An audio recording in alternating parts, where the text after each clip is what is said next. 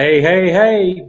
I'm so excited because I have a really incredible guest on my show. Um, Kawan Glover has had an amazing story, an amazing journey. And through it all, he encountered some of the same things that I encountered, whether it be isolation, lack of confidence, but he has recovered and he has gone on to write a great book called Favor. I'm going to bring him on and let him share his story with all of us. Hey, Kwan. Hey Paul, hey everybody that's watching. It's a great honor to be here to share my story with you all and kind of talk with Paul about how we're so similar in our journeys. You know, one of the things in our pre-talk we talked about, uh, did you struggle and did you lose your confidence? As a best-selling author and speaker, to be frank with you, I lost pretty much all my confidence because the doctors said I couldn't do, you can't do, you will never recover, you know? And when you have that kind of hope destroyed, if you become, you're filled with hopelessness instead of hope filled, it's a lot. So, tell us about your story. Yeah, so it's funny because we experience similar things in different parts of our lives. So when I was 20, I just got into college. I had the girl, the grades. I had all the esteem, had all the confidence, all the arrogance, if you will. And then one day I was driving to my mentor's house to do some financial work, and I couldn't talk, I couldn't write, and things were starting to go awry. And I wasn't sure what it was. And then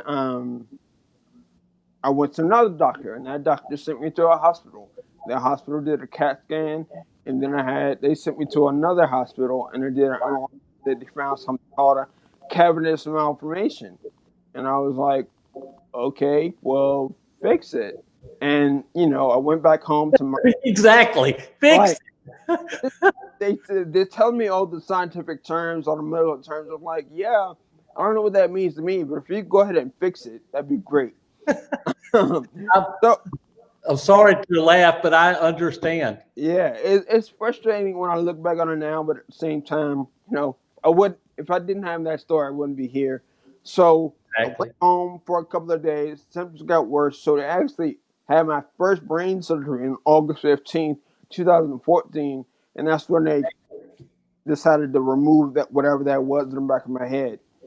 But being that I was 20 and filled with life and vigor, I returned to school within a week, and then within a month of returning to school, I had my first stroke. And when I had it, I was by myself, and I got to the hospital. One of the things the doctor said that still kind of bugs me to this day is, "Why didn't you come sooner? We could have fixed this." And I was like, "How was I supposed to know?" So that's when everything really got started. That's the first part of my journey. So tell me about, you're 20 years old and all of a sudden your life crash lands on a stroke. And what happened in the next year? What were your deficits? What was you're encountering? Tell me about that. Yeah, so like we were talking about pre-call, I had to because I had run track, I had played football, I had boxed, so I was just having complete control over my body, and when I wasn't able to walk or throw punches or run, it was just completely debilitating, and it was at that age when you think you're at the peak of your life, the peak of your life energy, to now have to relearn everything that were basics to you, mentally and emotionally, that was debilitating. And then physically, I had numbness and weakness on my right side. But that was really the only deficit at that point. But again, just being labor with your walking. And then I went back to school until that next year. This is 2015. And that summer, I fell into a massive depression, just not accepting the fact that this is my current reality and this is how I was going to be pretty much for the rest of my life. And, my mind just couldn't grasp that concept. At 2021, I mean, you're supposed to be invincible. That's what I really thought, that I was invincible. And I think that arrogance led me to return to school too fast. And then that led to the stroke. And then, me conflicting my current situation with my reality, my expectation with my reality caused me to fall into that depression and just replay that negative thought loop over and over again. This is the best you're going to get. And that really was a dark time in my life just because I wasn't willing or able to accept my current predicament. Kawan, I went through that in a much different way. I couldn't talk, and I couldn't read, and I couldn't write, and I was world renowned as a speaker, traveled 6 continents, spoke in 70 countries, and all of a sudden, I found myself unable to talk, and I was depressed. I was angry. I was sad, very isolating. People went away, and the people, my family stood by me. Andy Heck stood by me. A lot of friends stood by me, but some went away. And I don't know if they didn't know how to handle it or if just wasn't as good a friend as I thought they were. I think it's a little of both. And they were so used to me being able to talk, being able to be this force, and I was reduced to 111. That's all I could say. 111. That's it. And I was pretty upset, pretty depressed. So how did you deal with that? Because I think before you can understand anybody's situation, you have to really seek to understand. And so, When I was in rehab after I had the stroke, this was back in 2014, and there was one instance that really stuck with me that started to shift my mindset that kind of came to fruition. That mindset, that's the one I have now. But we were doing an outing, and there's you go with your group out to we went to the Martin Luther King Memorial gift shop, and I was in line, the person in front of me, and then the guy in my group was in line, and one of the tasks were assigned is to handle money, and he was struggling with the transaction. He wasn't able to count the coins, handle the bills. He was just having a really hard time, and there was a person behind him that was just growling like, "Oh, I can't believe this is taking so long." And I'm like, you don't even know what this person has been through. You don't know where they've come from. You don't know their story. And then that night it hit me. That's when I first started to embrace a perspective shift. You do not really understand until you're able to empathize and see from somebody else's point of view to feel somebody's story. And that instance didn't click for me then, but as I was going through my depression, I had a random encounter with one of my closest friends.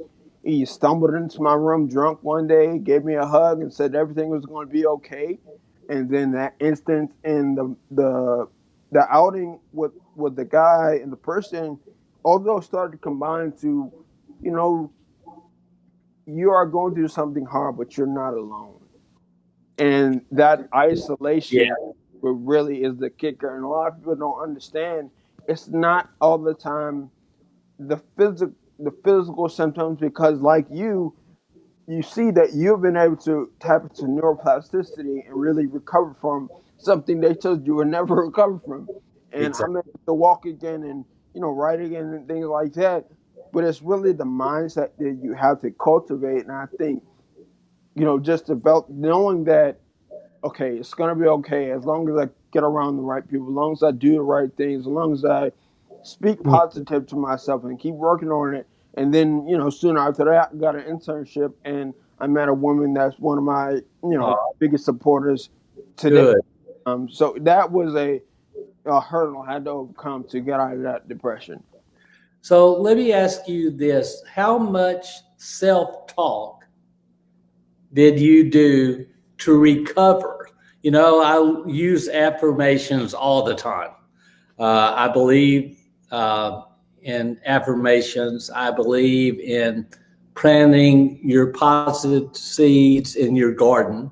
So, how much did self talk did you do? Any meditating? What was your routine to recovery? Yeah, so my journey is a little long in that even after I got the internship, I went on to have, a second brain surgery and then a third. So Mm. the negative voice in my head got really loud and really bold, and just like, you're not worth anything, you're never going to be anything, you're never going to get out of this. This is going to be the state you're going to be in for the rest of your life, and nobody's going to care for you. You're going to be by yourself. And the voice that speaks to positivity, that's optimistic, was just like a whisper, like, you can Yep. do it, you got this. And then as I started to put more effort into combating that thought, and in my book, I literally gave those voices personalities. And there's a voice, and it gets loud and belligerent, that's a negative voice. But when I started to challenge those thoughts, when I started to find ways to reaffirm myself, when I started doing things and getting around the right people and changing my energy and my thought process, that's when that voice that like gained a little strength. And now I'm in a constant state of self talk. Like when I'm walking around, when I'm Me too. meditating, when I'm praying, there's always that voice that's like, you got this. I'm great, and I'm in a constant state of gratitude. So now, when I look back on my journey, it's not a loss. It's not a negative thing. It's actually the greatest gift I've ever been given, and it's allowed me to have conversations with people like you that have experienced similar things, and allowed to share with your audience and people, that are going through things that people feel like they're in a rut and they don't know what to do next, and they don't understand that it's not about where you are, it's about how you feel and what you think about where you're going. And You, I think that is the most powerful part. Kwan, I taught this for years. You have to kill the monster while it's little. That's your ghost talking to you. Hey, you can't do this. You can't do that. Uh, drown yourself in alcohol. Go ahead, do another drug. It won't matter. You'll be fine. That's the ghost talking to you, bending your ear because it doesn't care. You have to kill the monster while it's little with self talk that's positive. And I can't wait to read your book. And it's on Amazon. Yes, Amazon in paperback and ebook format. Good. And I'm going to order 5 books and bless you. And I'm giving it away on my next show. So, and I just want everybody to know that you're amazing. So, um, um, Leslie said, Corinne, Kwan, you are so right. And Kathy said, your subconscious has no sense of humor or sarcasm. It will believe whatever you tell it. Kathy is one of my good friends. She has a daughter named Gabby that went through so much serious car accident, brain surgery after brain surgery after brain surgery, and she is amazing. So, and Mark Garman said, damn, autocorrect. Yeah, I know that. So, did you ever contemplate suicide? Absolutely. I think, actually before even all this happened, there may have been some dormant mental health issues, which exacerbated my my condition. But when I was, it was about 2014, before the stroke and the brain surgery, I I think I was just dealing with the stress of transitioning to college, not dealing as a man. We don't often deal with our emotions, our feelings, our thoughts.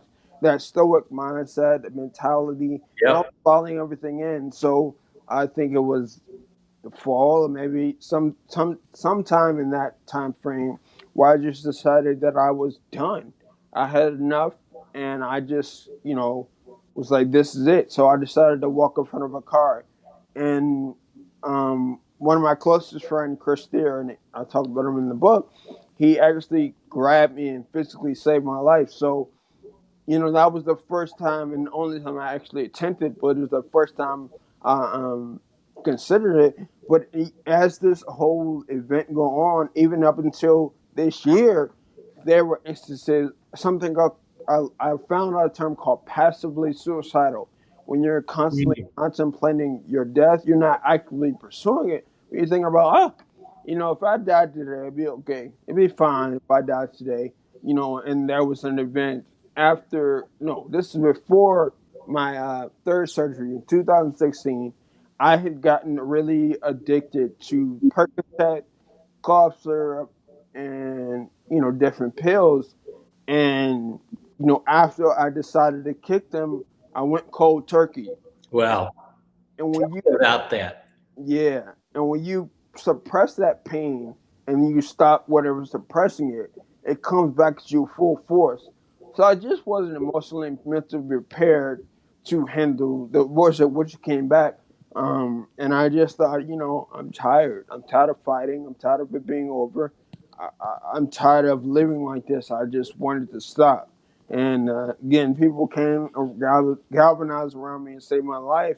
And Mm. still hooked today because of other people. Jerry said, nice chatting with you yesterday, Kawan. Yeah, Jerry's a good guy, a good guy. He's my friend. yeah. He reached out to me yesterday. We talked for a little bit. Yeah, he's a good guy. He had his stroke 10 years ago last week. So, and he's making a major uh, contribution to the stroke awareness. And we host a happy hour every with Salute every week on Wednesday. You should join in sometime. Okay. 5 o'clock. Okay. 5 o'clock. We would love to have you at happy hour. So when you get like that, for me, I just became, I didn't think anybody wanted to hear it, and when you tend to say, I don't feel like living, and people say, oh, yeah, you do. It's so hard when you have a stroke and you have aphasia to understand what you're going through mentally. And people, the more I have begun to talk about it, we have to uh, bring awareness to the mental aspects of depression, uh, isolation. Is hard. And so, was there one instance where you had an aha moment or a friend that shook you to your core? What was that help you break through this? With depression, I'll address that first. Isolation is a really big precursor because, like you said, no one wants to hear this. I'm a burden. I don't need to be around anyone. And they did an experiment, and I'll spare the details, but when they experimented on rats, and when they filled the cage with things that a rat enjoys, when you fill your life with things that you enjoy, with people that bring you value, that can lift you up, you do a lot better with depression and anxiety because we are prone to believe no one understands, no one wants to be around us, no one wants to hear it. We isolate and then exacerbate that depression. So it's a loop that we fall into. But there was a moment, I want to say this is in August of 2019, and I just watched Tony Robbins' I'm Not Your Guru. And it all of a sudden hit me why I couldn't shake that feeling of self loathing, why I felt this lack of confidence, why I was in this dark place for so long. And I realized it's because I was guilty and I felt guilty and I was taking responsibilities for things that were even outside of my control. So, for example, it's illogical to believe the way I believe. Like I had been in the classroom, and if the projector wasn't working when I was an undergrad, it was because I was in the room, or if somebody's pencil broke or something didn't work, it was because I happened to be a part of it, and I was taking an over responsibility, and I felt guilty for making people worry and making people, go to the hospital, making my parents have to pay, and I just felt overly guilty about every single thing that ever happened in my life. And then one day I decided, and like we talked about before, that reaching that bottom of the V, that rock bottom. Yeah, talk about that because I just thought that was amazing analogy. So talk about that.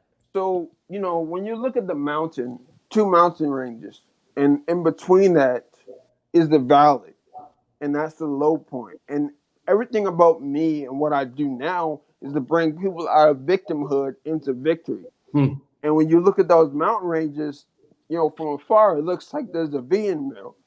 And at the bottom of that V is the lowest point, but it's also a moment of opportunity. It's an opportunity for you to make a decision to decide: Am I going to stay in my sorrow? Am I going to live in victimhood? Am I going to stay in this dark place, or am I going to make a decision to make a change, to be different, to go out and seek to become a victor in my own life story, to be a hero on my journey? And that moment in August of 2019 is when I decided I don't. Everything that happened to me wasn't my fault, and now I have the power to change it. Now, what a lot of people think is that when you make the decision, everything becomes sunshine and rainbow. Like, no, I'm yeah, sorry. I'm sorry, but I know. exactly. Like you may have come down to the bottom of that one mountain range, but you still have Goodness. the mountain. And that's when you decide to make that change and you start climbing up that mountain, that's when you become a warrior, a victor. And that's when you start accomplishing things that you didn't think were possible. And you get to there'll be slumps and rocky roads up the top, but as long as you keep climbing, you'll complete that V and achieve victory in your life. Michael Jordan said years ago when his dad died, and he said, the top of the mountain you've been climbing is when you're standing there and the smoke clears, there's always another mountain to climb. And he said, you have to build a bridge between the valleys. And I thought that was so important to build a bridge. When you recognize you're in the valley and you can stop, build that bridge so it doesn't have to go all the way down. It's sometimes does, but I struggle with my verbs, by the way, but I'm working on it every day. But I believe taking action, you're being aware, and you realize that I don't have to be a victim. But when you operate with victim mentality, it feels so good sometimes. That's a problem. Exactly. That's the problem. It feels so good. Woe is me, and you have to shake that. So how how did you become so grateful? I think about when I look back on it, it's just a number of times I could have, I mean, for lack of a better term, I could have died. My last surgery was 15 hours. They actually, in my second surgery, they shut off my brain. Well, Um, so there'll be a number of instances where I could have not been here to have this conversation. But the fact that I'm able to do this, and the fact that I'm able to have this conversation, and the fact that I'm able to be alive, it's just not everybody gets that opportunity. So I'm grateful every day. When I get up out of bed and my feet touch the ground, I'm just like in so much gratitude because I got a chance to impact somebody. I got another chance to share my story. I get another chance to say, change a life. And what I used to be like, what was me and why me and this isn't fair, and like you said, that feels good and it makes you feel like people should pay attention to you. You give you sympathy. One of the things I've noticed about excuses or the woe is me mentality is that it's not just that it feels good. It's sometimes those excuses are valid. What I understood, what I come to understand now, is that all this happened to me not just for my own benefit. It's so I can tell people that are watching today that I can share a story with you, so I can have this exactly. testimony to share with others. So when I embrace this happened to me for other people, that's when my whole perspective slowly shift. And on August 22nd of this year, I was able to write in my journal. No matter what deficits I had, no matter what symptoms still linger, I felt whole, and that's when I was able to really move forward. And I published the book shortly after that. I'm proud of you because it takes real courage. You know, we talked a lot about when you had your editor read your book. He said, "What did he say?" Yeah. It was two people. One of the people I sent it to a close business friend, and she read it and she was just like, I'm not sure how to say this, but the first 12 chapters of this book put me to sleep. This book sucks. And my editor, Sorry to laugh, but that's an author's way of. Yep. and then my editor, she was actually like, okay, so look, I am a sculptor and I use a fine tooth, cut into something like this, she said. And what you've given me is a block of wood. I don't know what I'm supposed to do with this, but you need to go back and rewrite it. And I Can was you see this? like, You yeah, see that? Everything in there is hand shaped, wow. sculptor, and every piece is different. And some of it thin, some of it's a little bit inordinate, and some of it has a knot in it, but all comes together to form a beautiful picture. So if you see it, Yeah. all pasted together, hand carved, and that's I look at this all the time. That's pretty much my life. All the practices I did when I couldn't say a word. When I wanted to say Ryan so bad, that's one of my sons, and I could only say why and why and why. I couldn't tell my mom I loved her, but I wanted to. And that willingness to put yourself out there and start again from scratch.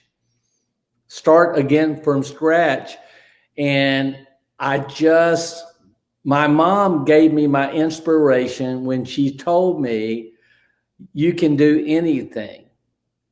And I just listened and did the work. So when you think about it, when you were told your book sucks, how did you first respond?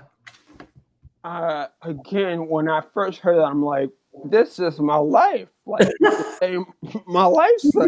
Exactly. And, I took it personally for a little while. But then I thought about the great books that I've read, the great stories that I've heard, the movies, the videos I've seen that really captured my attention. And then when I restructured it, I I knew the best way to tell this story was not like I was writing it in my journal. And that's what I did. My first draft, I wrote it as some type of catharsis, some type of therapy to get it all out on paper. But when I rewrote it, I thought to myself, if this was a movie, how would the book read?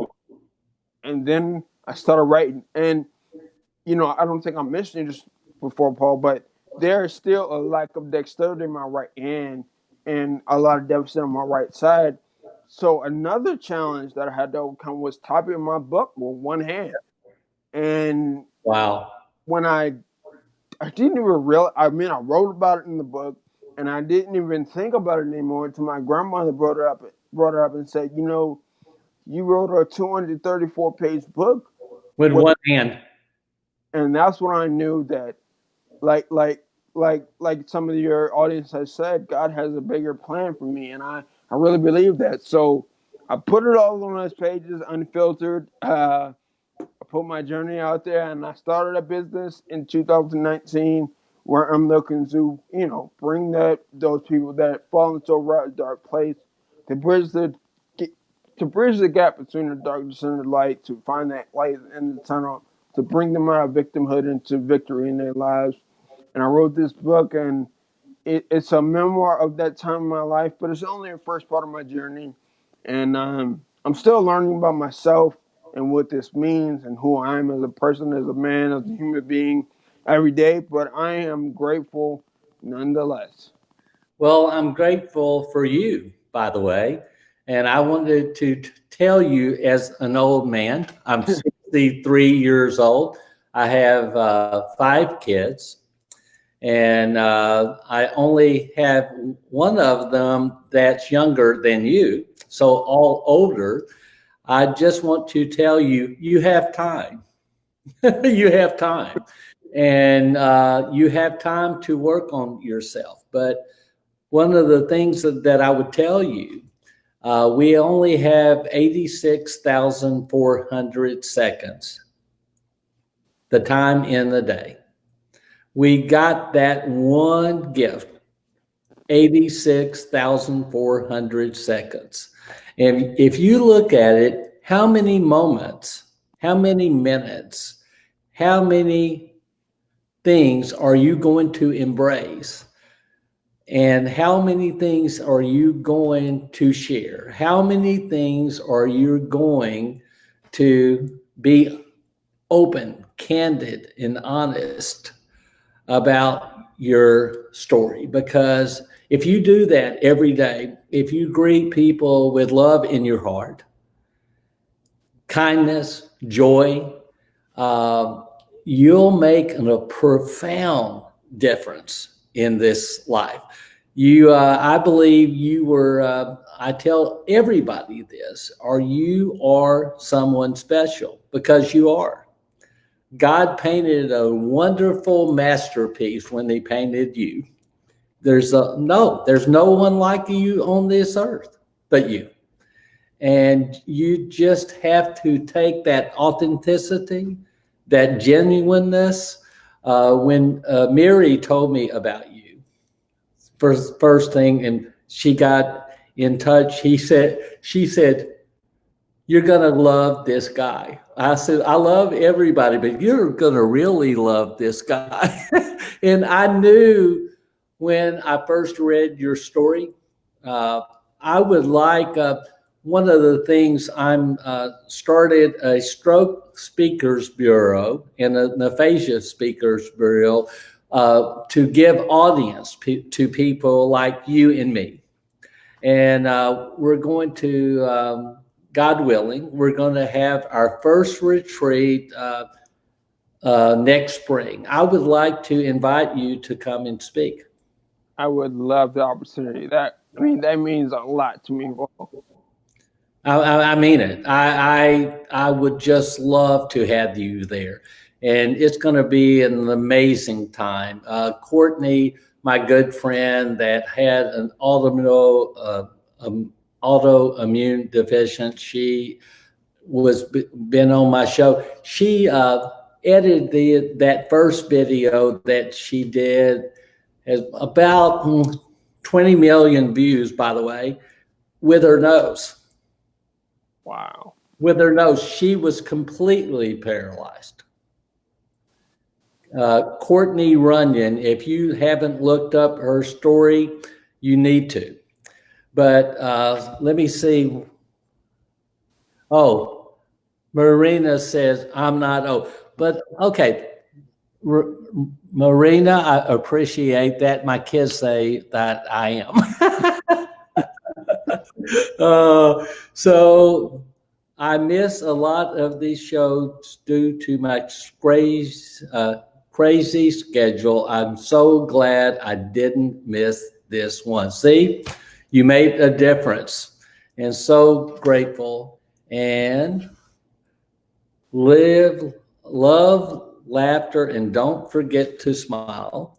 And you are so right, Paul. He had to make the most of every day. Lynette had, she's an amazing person. She had 8 strokes. Wow. And she has been through so much, but she just doesn't quit. She's an amazing person. So let me regress. When you Did you have any friends that walked away, or did you have people that you thought would be there, or did you have people that came around you and didn't know what to say? How did that friendship thing work out? I don't believe I had friends that walked away, but there were friends that became distant. And that when I was in the hospital, they, like you said, weren't sure what to say or how to connect with me. And I'm pretty sure I had people that didn't know how to, even when I was up and walking around and back in school, they weren't sure how to approach me because, when I meet them later or I talk to them later, I'm like, oh yeah, I remember hearing about your story. I didn't know what to say. You know, I mean, well, I usually just like you could have said hi. That would have, alleviated. Really? But there weren't any major close friends that walked away. But I did feel the distance. But then it gave me time to be introspective, and then have understanding and empathy for those people. But I never felt any malice. Um, Good. People don't, especially at my age. I think this. I like to say I have Benjamin Button syndrome, in that in that I've had shingles before. So a lot of the things that are happening to me happen to people usually that are much older than me. And at that state of mind, that age range, you're often not sure how to really understand or wrap your mind around the concept of somebody losing some of their physical abilities and some of their mental facilities. But I've, in spite of everything I've been through, I think my whole life I spent being genuine to people, even though I may have come off as arrogant or full of hubris. I think when I started a GoFundMe campaign for my last surgery in 2017, in 2 days I raised $48,000, and within a week I raised 75. So that alone speaks to the network of people that lives I may have touched, and that at the time I didn't really understand what it meant, but now looking back on this, like, despite what I've said, done, thought, felt, experienced, I'm a pretty decent guy, and it shows. And I believe you're more than interesting, but how would you describe attitude from your perspective? Attitude, everything for me boils down to perspective. If you, for example, there's a painting that you did of your family, and if you're this close to it, you're going to see the imperfections. You're going to see the little marks of mistakes or the paint over. But if you step back and view it from like a bird's eye view, you'll see just a clean picture. So when people have this negative attitude or they have this pessimistic view of life, it's not their attitude comes from the way they're looking at situations, the way they're taking their experiences, the way they're not choosing to learn from the things that happen. And to develop a positive attitude, develop an optimistic mentality, it takes time. Every day is a battle against that Yeah. monster head that tells you, "Hey, you should lay in bed all day. Hey, you don't have to do anything. Hey, you're gonna be fine." And The ghost. yeah, it's always there, but it takes the right mentality, the right attitude to be able to quell that voice and do what you are meant to do. So my attitude is, I only see, one of the greatest short stories I've ever heard is, the guy, he went to his friend. He said, I know. I just realized what the difference between a negative person and a positive, a pessimistic person, and a positive, optimistic person. He said, the optimistic person goes to look through a window and it's raining outside, but that person sees the sun coming over the horizon. A pessimistic person goes to the mirror, goes to the window, sees it raining outside, and starts talking about the stains on the window.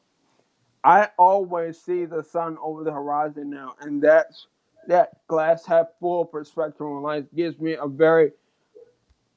positive attitude and allows me to see the opportunities and the blessings coming my way. When you shut yourself off to a change, when you shut yourself off to those blessings, when you shut yourself off to that positivity, the things that can really impact your life in a great way, your attitude becomes sour and negative, and you start missing out on the greatest things in life. That's true. When I was very young, I went to sell books in the summer, 17 years old. And I thought my parents hated me. I knocked on 80 doors a day, Monday through Saturday. But I heard a speech. Mort Utley said, a positive person gets put in a room with a pile of crap and finds the pony. A negative person gets put in a room with a pile of crap and whines and tries to get out. But that positive person is digging around trying to find the pony. In my life, I had to find a lot of ponies, building a business like I did for years. We had setback after setback after setback. That's life. That's life. And you have to look at your loss as a lesson to get better. And every day that loss comes to you and says, what can you learn about this? I believe God stroked me for something great. I do. I just do. Like meeting you. Looking, we didn't know each other before today, but look what we can do with our combined efforts. It's not 1+1, it's 1+100, right? Right.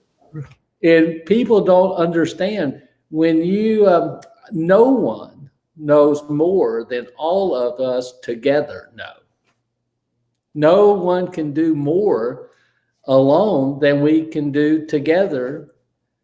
And so I really believe that you, me, people that have strokes, have aphasia, have Parkinson's, we are strong people.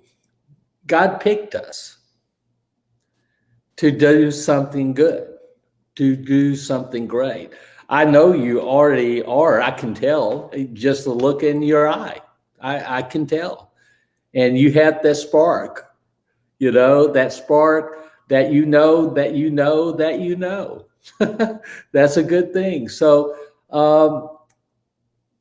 in if you had to look forward, what's your dream? I just come with this philosophy about dreams recently. And if you tell me your dream and I can see it, then it's not big enough. So my dream is to impact 1 billion people. I live to age 100, impact 1 billion people on the way, and have my book translated into every country on this planet. That's my biggest all-time dream. I'm going to say something to you. What one dream would you dare to fail, dare to dream if you knew you could not fail? That dream. Hmm. That's the one you're living. What dream would you dare to dream if you knew you could not fail? Dream that dream because you artist stated it. Why not go for it? That's what I plan to do. That's amazing. That's amazing. Let me see. Kathy said, people come into your life for a reason, a season, or a lifetime. That's true.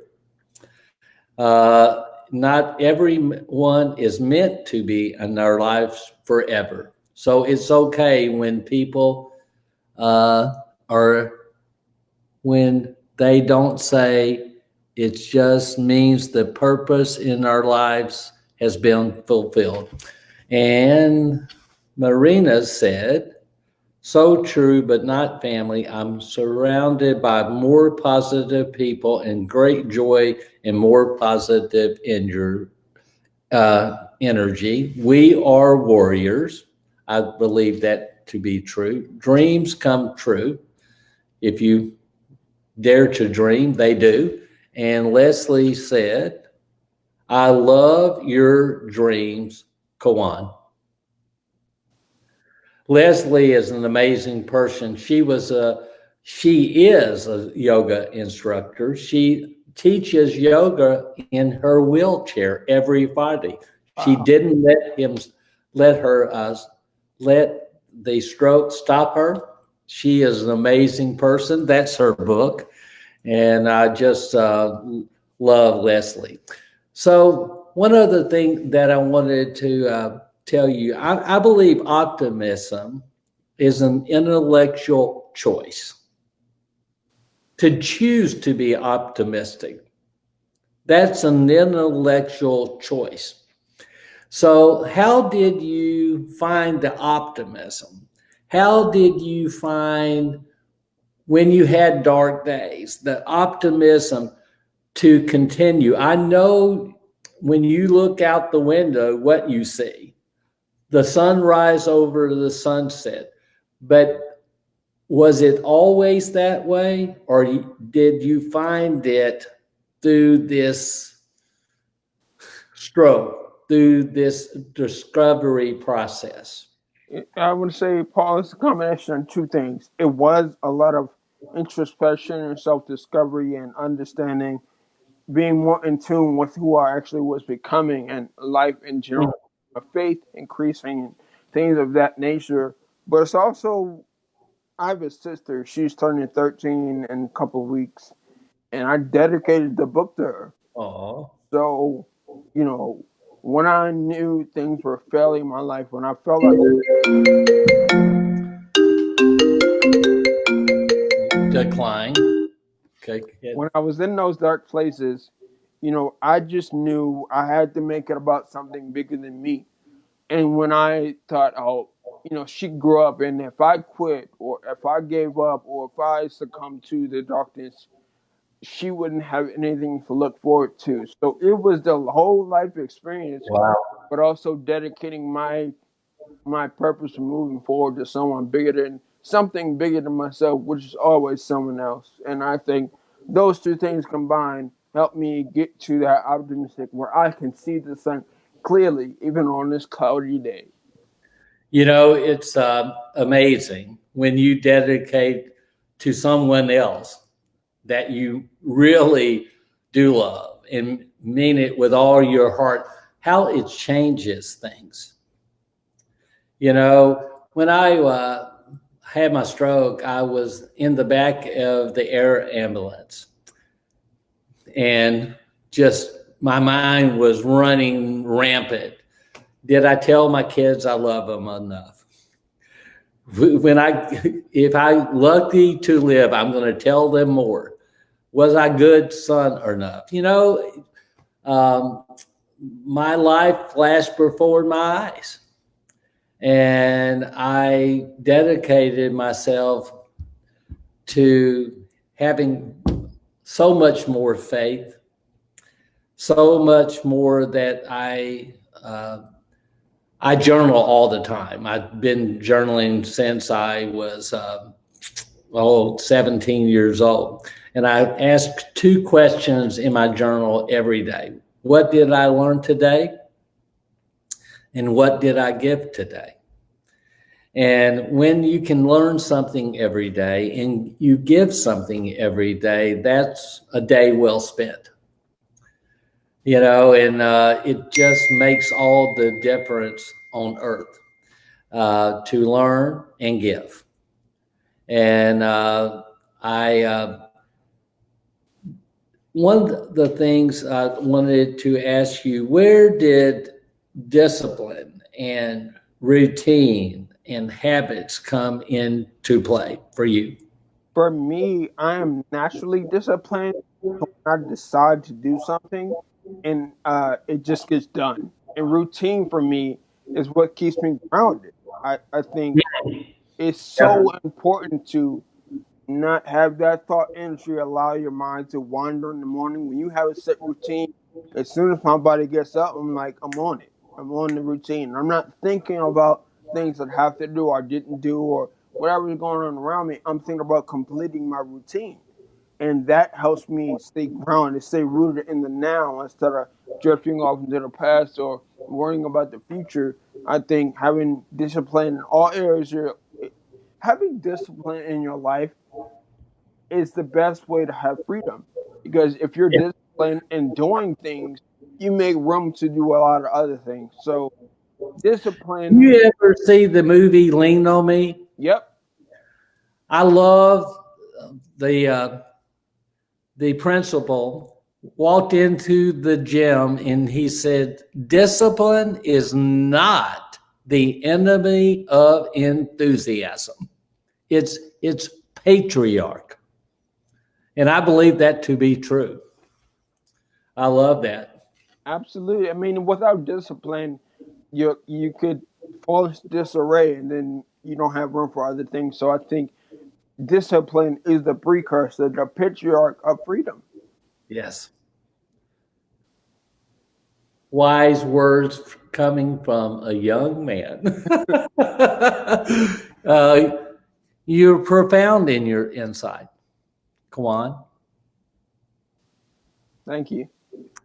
I mean that. I love this conversation. I could talk to you all day because, my show is called I Have Something to Say.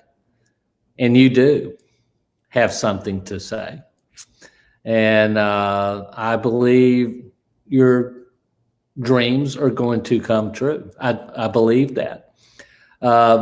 And one of my favorite quotes that Thurgood Marshall said when he was being inducted to the Supreme Court, he said, make no little plans. They have no magic to stir men's blood. True. Make no little plans, big plans. So I'm just proud of you, and I'm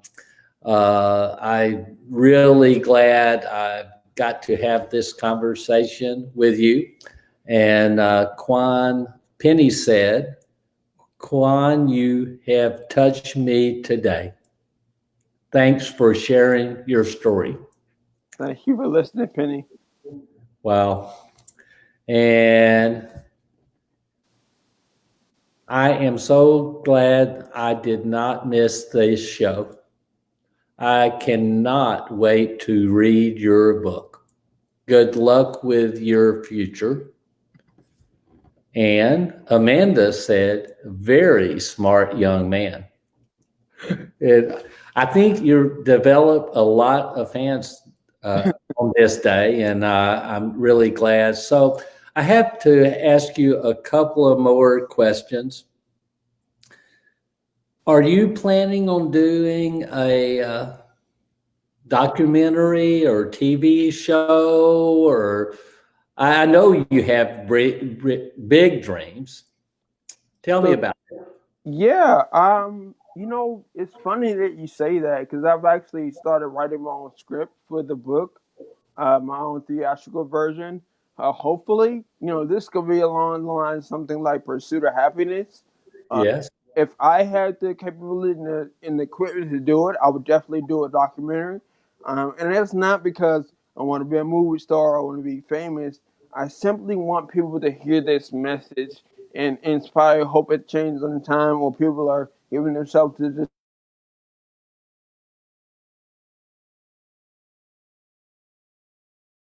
series or this documentary.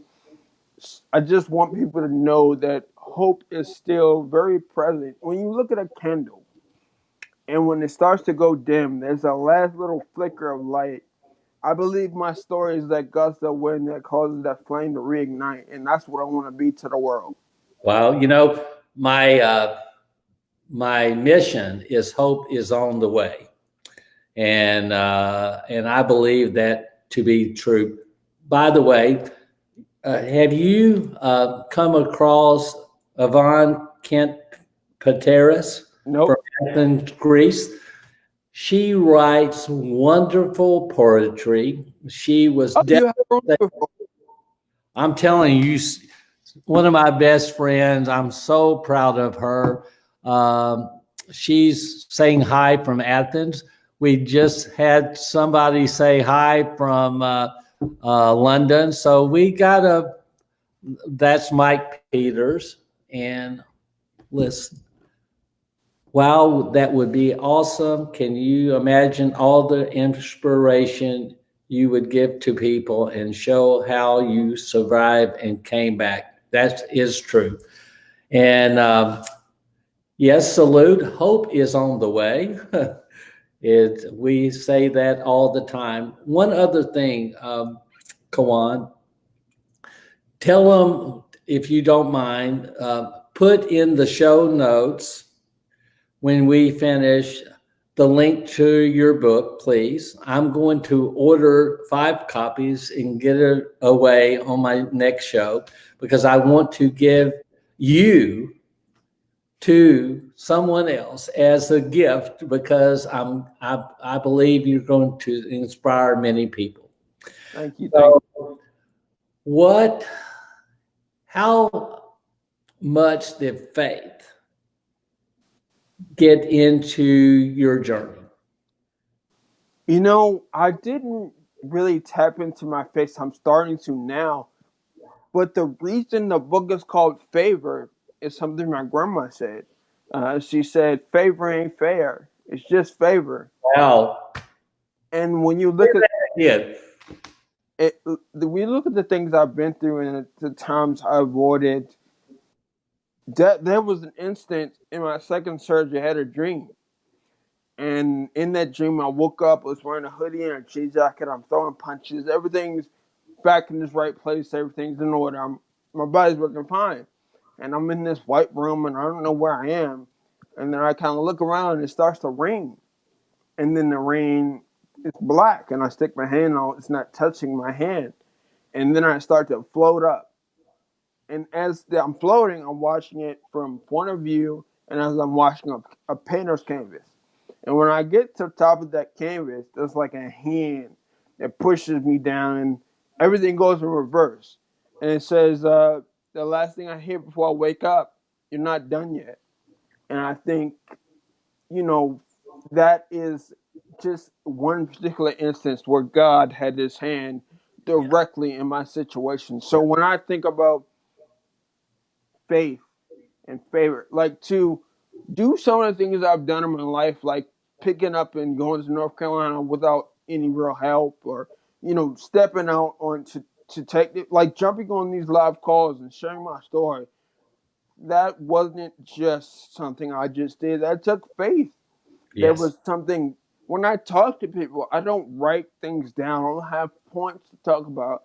Those are things that just come from within. I don't know where they come from, and that is a direct result of my faith. And a lot of times it was blind faith. Now I'm able to see that there's a source, there's a place that it comes from, but faith Exactly. has been the underlying bedrock of my journey thus far, and it will continue to do so for the rest of my life. One of my grandpa's favorite saying, he said, God doesn't require you to memorize faith. Just talk about it. Say one more time what your grandma said. She said, favor ain't fair. It's just favor. We're going to end this show right there. And can you say one thing to me? Say my saying, please. Hope is on the way. Well, I wish you hope and blessings. I'm thankful for you. Feel so much gratitude for you sharing your story, and you blessed a lot of people today. A lot of people, and people are saying thank you, thank you, thank you. So have a good day. Have a blessed day. Until next week, I always say this. Be blessed. You never know when you're going to lose your speech. So may the speech be with you always. And stay on when I say bye, stay on the channel so I can talk to you. Have a nice day. Have a blessed day. See you later. You